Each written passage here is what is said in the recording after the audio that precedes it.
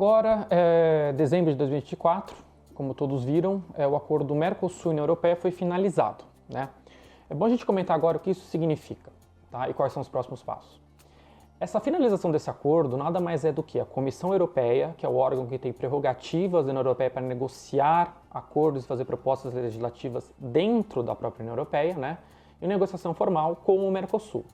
O que aconteceu em dezembro foi o seguinte, que ambos aqui, a Comissão Europeia quanto o Mercosul, entraram num acordo final sobre o texto final, certo? Agora, com os próximos passos, é o seguinte, esse texto final, que foi negociado, agora ele vai ter tramitação legislativa, tanto no Mercosul quanto na União Europeia. Aqui no Mercosul, tramitação legislativa em cada país do Mercosul, certo? Na União Europeia, como tem um bloco da União Europeia, ele passa por funcionalidades um pouquinho diferentes do que vai passar por aqui. Tá? Lá primeiro tem que ter aprovação dentro da própria União Europeia. Tá? Então o que se espera? Vai ter que passar pelo Parlamento Europeu e pelo Conselho Europeu. No Parlamento Europeu, votação simples, maioria, certo? Tranquilo. No Conselho Europeu isso muda um pouquinho. Lá precisa de uma maioria qualificada, que seria 55% do Conselho Europeu, que corresponde a 65% da população da União Europeia. Então aqui, por exemplo, países que são contra esse acordo vão tentar se organizar para conseguir 35% da população europeia, né, correspondente num voto contrário dentro do Conselho Europeu. Isso tornaria as coisas um pouquinho complicadas na tramitação lá dentro interno do bloco europeu. Mas tendo esses 55% dos votos, ou 65% da população dentro do Conselho, aí aprovado na Europeia, e aí vai para aprovação, na ratificação dos Estados-membros. O ponto interessante aqui é que a União Europeia tem competência exclusiva para negociar acordos comerciais. Então, passando na Europeia, né, toda a parte muito mais de comércio, de tarifas do acordo já poderiam estar valendo. Tá? O resto do conteúdo desse acordo, como, por exemplo, o trabalho, o meio ambiente, a parte social, isso poderia ser, né, tem que ser ratificado ainda pelos Estados-membros, aí cada parlamento dos 27 países tem que fazer essa tramitação interna, da mesma forma que vai acontecer com Brasil, Argentina, né, os países aqui dentro do Mercosul. Tá? Então esses são os próximos passos. Como é algo complexo e você tem um racha no bloco, né, que você tem essa divisão clara entre os países de produtores de agro, como aqui França, Polônia, Irlanda, né, Holanda, que também estão um pouco mais assim resistentes com relação a esse acordo, por preocupação do próprio agro, por maior concorrência de produtos estrangeiros aqui do Mercosul. Então pode haver essas complicações aqui numa demora um pouco maior. Tá?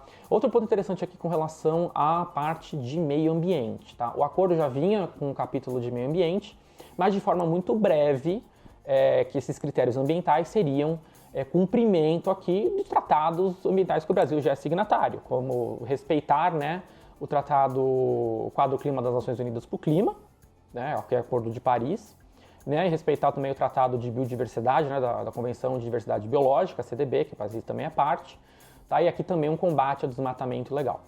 Nisso, nessas negociações desses textos finais, por pressão, né, da França e de outros países, haveria essa proposta de um adendo, de um extra a esses critérios ambientais, que também foram negociados, e acabou passando um texto extra de critérios ambientais, que nada mais é do que uma descrição maior do que esse cumprimento que estava mais, digamos assim, mais geral no acordo de cumprimento desses tratados ambientais internacionais. Aqui é um detalhamento maior, então cumprir o NDC, da parte de biodiversidade, preservação de diversidade, conseguir as metas do Marco Global de Biodiversidade. Então aqui há um detalhamento, né? Eles abrem esse compromisso geral de respeitar cada acordo, cada tratado ambiental internacional, e abrem, né, nesses checks, aí, nesses bullet points do que seria cada acordo, cada tratado aqui que o Brasil já é signatário. Então aqui, por exemplo, a NDC brasileira vai ter que ser cumprida mesmo, então assim, não haveria tantas alterações por parte do Brasil com relação a isso, tá?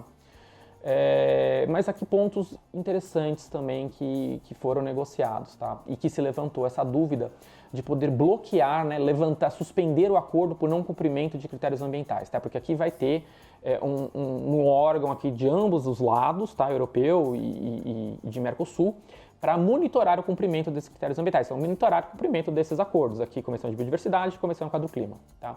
E aí, caso não haja cumprimento, haveria um órgão aqui, que acho que é positivo, um órgão de resolução de disputas. Então, isso dá dar uma equilibrada nessa suspensão unilateral por parte aqui de um lado de uma alegação aqui meio protecionista, que pode embasar a alegação protecionista, de suspensão do acordo, tá? Então aqui viria um órgão de resolução de conflitos, algo que é normal em qualquer acordo, né, qualquer tratado internacional, é criar esse órgão de resolução de conflitos. Aqui de forma, por exemplo, né, algo semelhante, a mesma coisa acontece no OMC, que tem, né, esses órgãos de resolução de conflito. Então aqui nada muito fora do normal, tá?